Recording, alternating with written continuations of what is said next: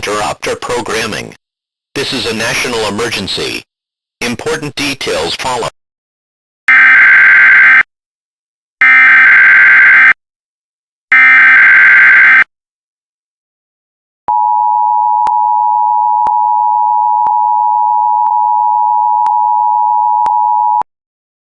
The following message is transmitted at the request of the United States government. An invasion of this country has been launched by the People's Republic of China. It is reported that Chinese paratroopers jumped out of commercial airliners near Detroit. They began firing on the city and taking hostages left and right, including the mayor of Detroit. It is reported that the city has fallen into Chinese hands.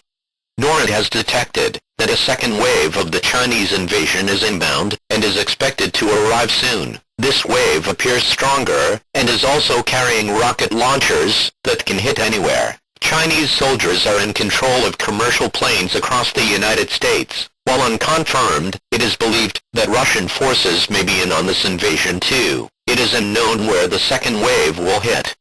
All residents should prepare to evacuate at any time. The President will be speaking on all stations shortly. Stand by for this message. This is an emergency action notification.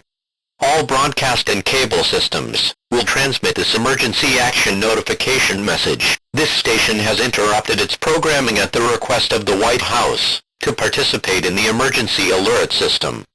During this emergency, most stations will remain on the air, providing news and information to their assigned areas. This is WBRE. We will continue to serve the Wilkes-Barre area. If you are not in this local area, tune now to a station providing news and information for your area.